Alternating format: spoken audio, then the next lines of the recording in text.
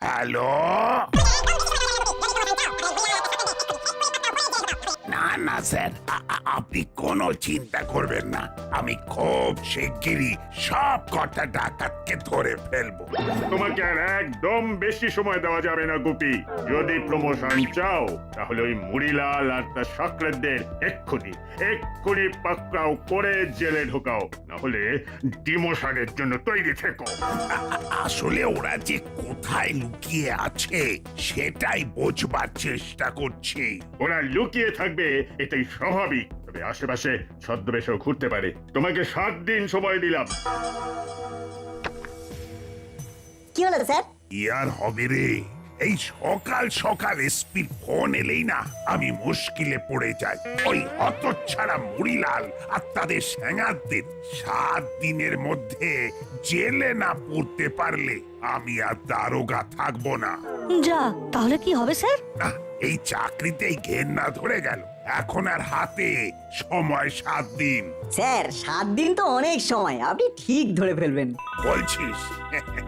যাই হোক, তোরাও একটু চোখ কান খোলা রেখে রাস্তাঘাটে চলবি, আর কোনো সন্দেহজনক লোক দেখলেই আমাকে খবর দিবি। স্যার, আপনি সারা দাসপাড়া আর তার আশেপাশে ওই মুড়িলালদের ছবি দিয়ে পোস্টার দেওয়ার ব্যবস্থা করতে পারেন।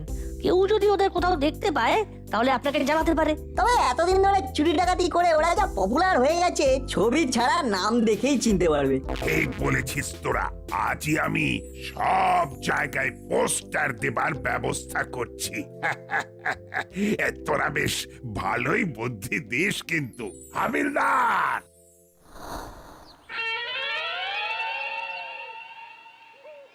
এই হয়েছে আমার জ্বালা। হলো আর বাটালি সব সময় ওদের ঘর নোংরা করে রাখে, যেমন বদর তেমনি তাদের ঘর। দেখেছো দেখেছো কাণ্ড, জল খাবার পর জলের বোতলও ঠিক মতো করে আটকানোয় মন নেই। কি যে হবে এদের!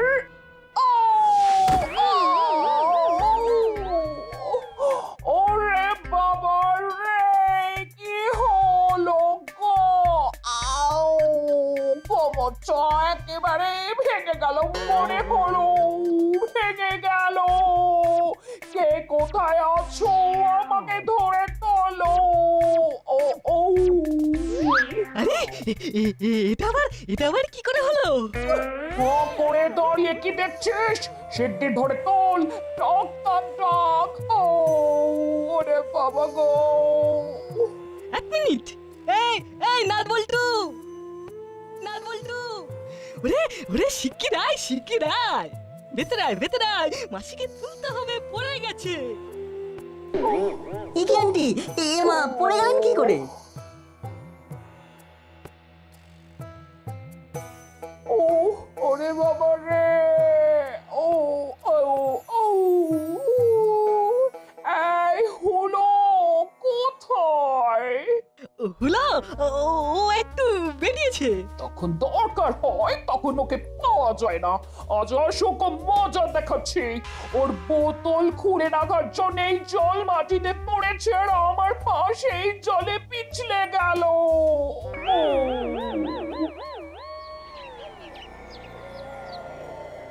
কি কাণ্ড! হ্যাঁ, দাসপাড়ার চারিদিকে আমাদের ধরবার জন্য বড়বাবু পোস্টারে একেবারে ছেয়ে দিয়েছে। এই অবস্থায় গুপি চুপি ব্যাংকের সামনেও পথ পেতে থাকবে। এখন কোনো ব্যাংক লুট করা যাবে না বস। বেশি টেনশন করলে শরীর খারাপ করবে, অত ভাবিস না। না ভাবলে চলবে, কিছু তো করতে হবে। আমরা ব্যাংক লুট এখন করব না, তাহলে বস? আমরা ঘর লুট করব। ওই দাসপাড়াতে অনেক অ্যান্টিক লোক থাকে, ওদের ঘরে অনেক অ্যান্টিক জিনিস থাকে, আমরা সেই সব লুট করব। এখন কোন ঘরে কার কাছে অ্যান্টিক জিনিস আছে বুঝবো কি করে? তাহলে তো ওই ঘরে উকি দিতে হয়। কোনো কারণ নিয়ে ওইসব বাড়িগুলোতে ঢুকতে হবে, তারপর অবস্থা বুঝে হাত সাফাই করতে হবে। কিভাবে ঢোকা যায়? যেভাবে ঢুকবি, কিন্তু ছদ্মবেশে ঢুকবি।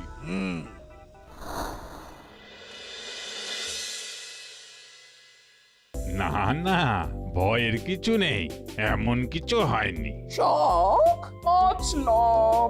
তবে ঘরে ভালো করে ব্যায়াম করতে হবে।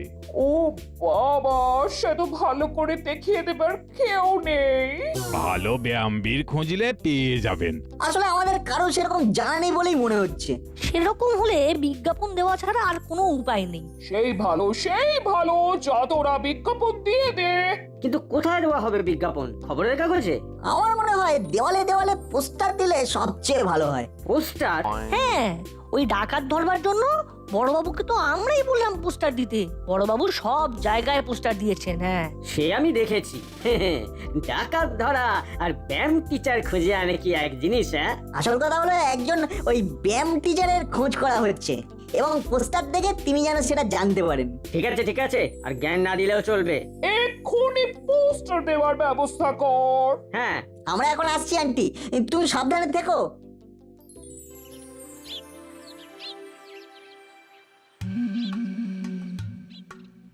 এই বেটা দারোগার জন্য আমাকে পথে পথে ঘুরে বেড়াতে হচ্ছে। কি যে করি? আরে আরে ওটা কি?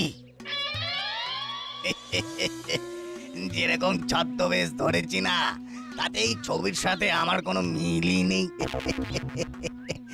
ও গুপি দারোগা, তুমি কিছুই করতে পারবে না, শুধু শুধু পোস্টার বানানোর খরচা করলে। হে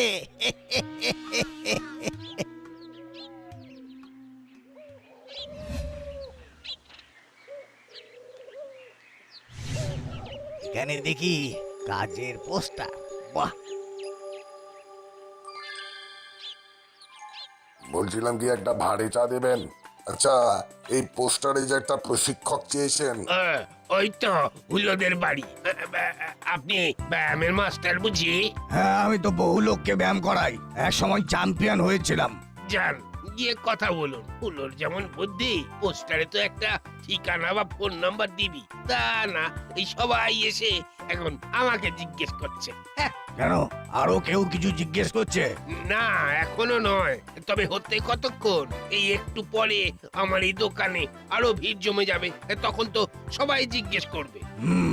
এসে দেরি করা ঠিক হবে না।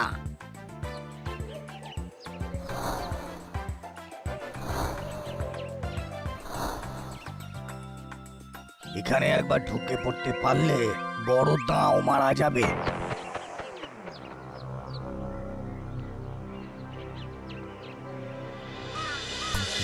হ্যাঁ বাবা, তুমি ঠিক করে ব্যায়াম দেখাতে পারবে তো? নিশ্চয়ই, এই কাজ আমি 15 বছর ধরে করে আসছি। তোমাকে তো আগে এদিকে দেখিনি, তাই না? আমি তো আজই এলাম, আগে পশ্চিমে থাকতাম, এসে পোস্টার দেখে যোগাযোগ করলাম। কি কি ব্যায়াম পারো তুমি? অনেক রকম ব্যায়াম জানা আছে, তবে গিন্নিমার জন্য একরকম, আর যদি তোমরা শিখতে চাও তাহলে তার জন্য অন্য রকম ব্যায়াম আছে। কিরকম? তোমাদের আমি শেখাবো প্যাঁচ, এমন প্যাঁচ যাতে সামনে অন্য লোক মুহূর্তে ডিগবাজি খাবে। তাই? একদম, এটাও তো একটা ট্রেনিং। গুপ্ত শত্রুকে ভাগে আনতে এই প্যাচের কোনো বিকল্প নেই। তাহলে তাহলে আপনি এক্ষুনি আমাদের সাথে যুক্ত হলেন। আমি আর বাটালিদা আমরা দুজনেই সেই দারুণ প্যাচ শিখবো। ও, তা আপনি কত নেবেন? হ্যাঁ, বলছি আপনি কত নেবেন? আমি হপ্তা নিয়ে থাকি। হপ্তা? মানে প্রতি সপ্তাহ। হ্যাঁ, হপ্তায় 1000 টাকা। ও বাবা, ঠিক আছে বাবা, তুমি এখন থেকে কাজে লেগে পড়ো। ভাগ্যিস না আজ বলছো পোস্টার দিতে বললো, তাই তোমাকে পেলাম। নাট বল্টু।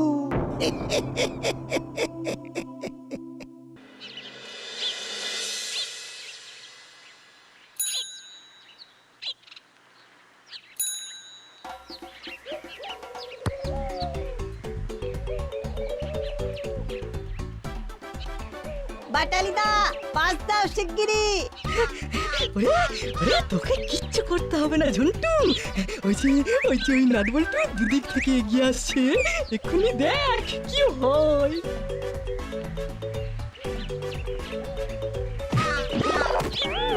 ফাউল ফাউল, এটা ফাউল। বাবা,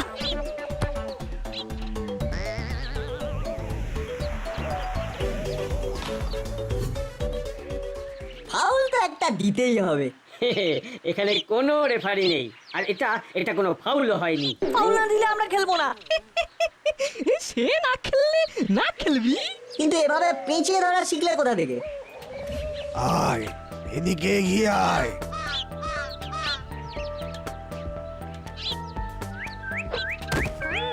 আরে বাপ রে, নে এটা তোরা প্র্যাকটিস কর।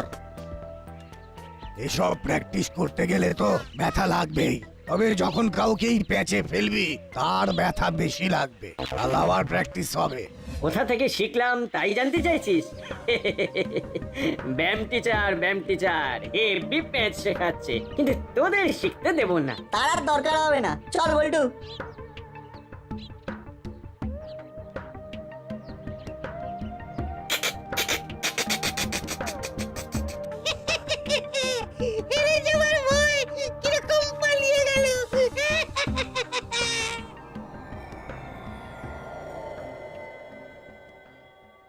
আজ নতুন প্যাচ শেখাবো। খুব ভালো, খুব ভালো। হলো, দৌড়ে আমার দিকে আয়।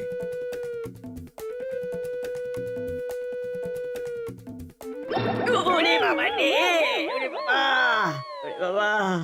আহ, আহ, আহ। এতে বাঁ হাত একেবারে অবশ হয়ে যাবে। বাহ চমৎকার। আমি কিন্তু অনেক বাতের ব্যথা নিয়ে এই সিঁড়ি দিয়ে ছাদে উঠে এসেছি। বেশ করেছেন। তবে আমার বয়স হলেও হাতে এখনো সিংহের জোর আছে। সেটা খুব ভালো কথা। তোমার কিন্তু আমাকেও শেখাতে হবে। এই প্যাচ এটা আপনার জন্য নয়, এটা আমার জন্য, সেটাই শেখাবে। এতে যদি আমার বাতের ব্যথা কমে যায় তাহলে তো খুব ভালো। দাদু, টিচারকে টাকা দিতে হবে কিন্তু সপ্তাহে। বুঝেছি, সে না হয় কিছু টাকা দেওয়া যাবে। তোরা দাঁড়া, আমি দাদুর বাড়ি দেখে আসি। হ্যাঁ হ্যাঁ, চলো চলো।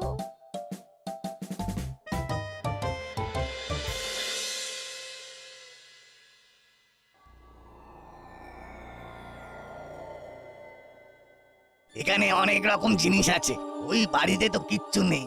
এই বুড়ো যেমন অ্যান্টি, তার জিনিসও অ্যান্টি। এখানেই দাও মারতে হবে। কি ভাবছো বাবা? না না, কিছু না। আপনার জন্য সেরা ব্যায়াম হচ্ছে ঘুষি মারা। এটা কিসের বস্তা? ওটাতে তো বালি আছে, মানে বালির বস্তা। বাহ, খুব ভালো। আপনি আজ থেকেই লেগে পড়ুন। সারাদিনে যতবার খুশি এই বালির বস্তাতে দেবেন খুশি। ব্যাস, এটাই চলুক এখন।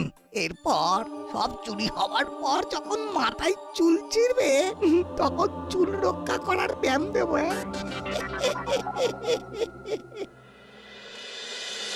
বুঝলি বল্টু, ওই হুলোদা আর বাটালিদা আমাদের সাথে শয়তানি করেছে। সে তো বোঝাই যাচ্ছে, কিন্তু আমি জানতে চাই ওরা সত্যি এমন প্যাচ ওই ব্যায়ামের মাস্টারের থেকে শিখেছে কিনা। এই কিরকম টিচার ব্যায়াম করানোর নামে এইসব অদ্ভুত প্যাঁচ শেখায়? ঠিক বলেছিস। উনি তো এসেছেন মিত্তির আন্টির জন্য, তার বদলে উনি হুলোদাদের প্যাঁচ শেখাচ্ছেন। ব্যাপারটা ঠিক সুবিধার লাগছে না রে। তাহলে এক্ষুনি চল মিত্তির আন্টির কাছে। চল।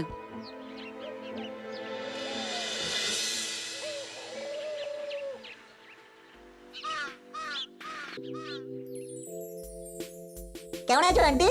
ভাবলাম তোমার একটা খবর নি, ব্যায়াম টিচারের ব্যায়াম করে নিশ্চয়ই অনেক ডেভেলপমেন্ট হয়েছে। আমি বাদে সবারই ডেভেলপমেন্ট হয়ে যাবে। এখনো অব্দি সে আমাকে খুব একটা ব্যায়াম কিছু দেখায়নি। এদিকে হুলো বাটালিকে সব কি প্যাচ শেখাচ্ছে। সে টিচার কি এখন ব্যায়াম শেখাচ্ছে হুলোদাদের? না, সে এখন তোদের করালি দাদুর বাড়িতে। সেও নাকি বাতের ব্যথায় কাবু, তাকেও ব্যায়াম করতে হবে। আমরা এখন আসছি, এক্ষুনি একবার করালি দাদুর বাড়ি যেতে হবে।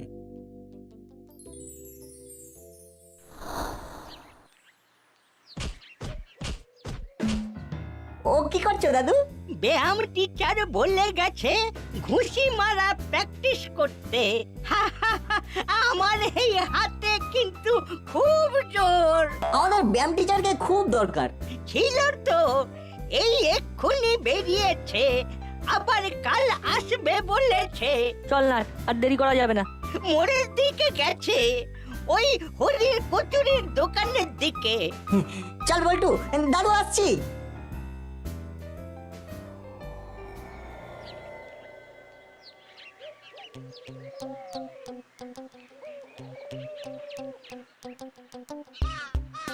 ওই তো টিচার মনে হচ্ছে, হ্যাঁ ঠিক ধরেছিস, ব্যায়াম টিচার। কিন্তু উনি অত জোরে হাঁটছেন কেন?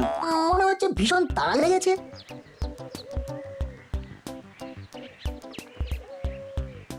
আরে উনি ওই দিকে যাচ্ছেন কেন? ওইদিকে তো জঙ্গল। না, ব্যায়াম টিচারের চলার মধ্যে আমি কিরকম একটা সন্দেহ দেখছি, মানে ওনার হাঁটা চলার ভঙ্গি বেশ সন্দেহজনক। আমার কোনো সন্দেহ নেই উনি জঙ্গলের দিকেই যাচ্ছেন, এদিকটা লোকজন কম। জোরে চল নাট, আমাদের ফলো করতেই হবে। উনি জঙ্গলে ঢুকছেন, একে আমার একেবারেই সুবিধা ঠেকছে না। যা দেখলাম ওই বুড়োটার ঘরেই আছে, অনেক কিছু আছে, সব সরিয়ে ফেলতে হবে। তো দেরি করা একদম চলবে না। আমার নামও মুড়িলাল, আমি কাজে দেরি করা একদম পছন্দ করি না। ওই বুড়োটা না পাগল আছে, বালির বস্তাতে খুশি মারতে বলেছি তো মেরেই যাচ্ছে। হ্যাঁ, আজ রাতে পুরো ক্লান্ত হয়ে ঘুমিয়ে থাকবে, কাল যখন জেগে উঠবে তখন দেখবে ঘর খালি হয়ে গেছে। আমাদের ছাদ দিয়ে ঢুকতে হবে, কিন্তু আমি ছাদের দরজা হালকা করে খুলেই রেখেছি। পুরো বাতের ব্যথার চোটে ছাদে বেশি ওঠা নামা করতে পারে না আজকাল। নো প্রবলেম, আমরা ছাদ দিয়ে ঢুকবো, আজ রাতেই হবে অপারেশন। এখনই বড় বাবুকে খবর দিতে হবে। ব্যায়াম টিচার তো ডাকাত মুড়িলালের লোক।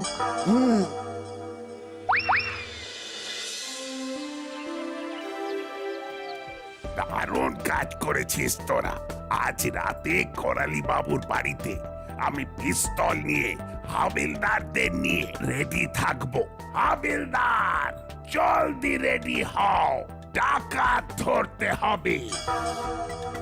চল বল্টু, আমরা একবার বাড়ি ঘুরে সোজা করালি দাদুর বাড়িতে থাকি। যা বলেছিস, আমরা আসছি স্যার।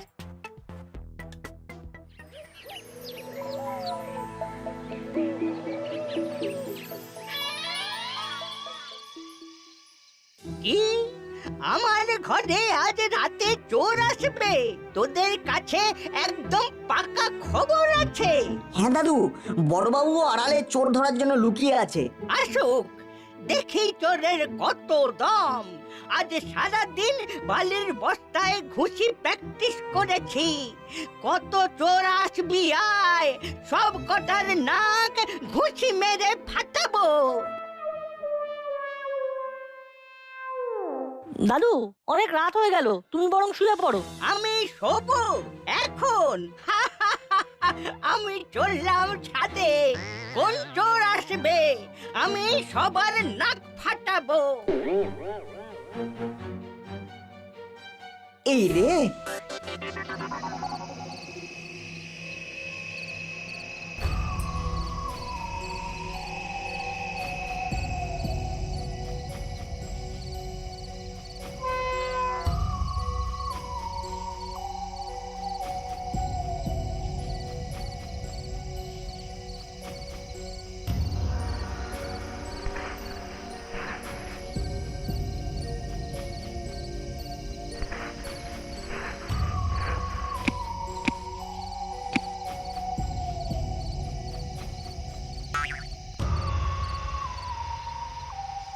খালি খালি কি বালির বস্তায় ঘুষি মেরেছি, এই দেখ।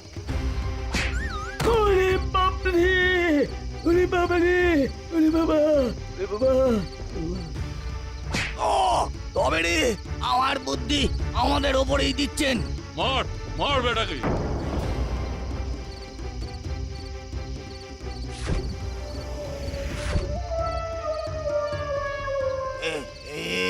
এই কি হলো? এটা জাল ব্যায়াম টিচারের জন্য জালের প্যাঁচ।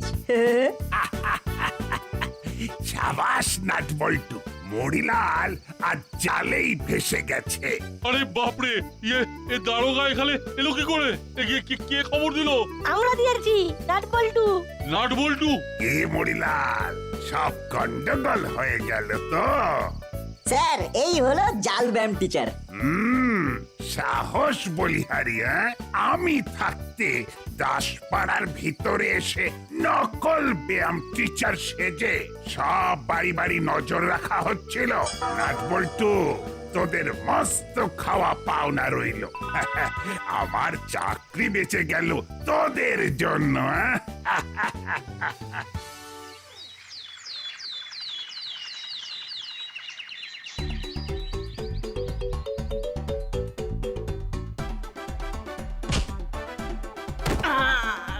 ওরে বাবা,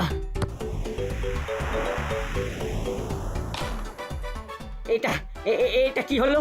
হ্যাঁ, তোরা এভাবে ফাউল করার সাহস কি করে পেলি? হ্যাঁ, কি করে সাহস পেলি? তোমাদের ব্যায়াম টিচার তো জেলে।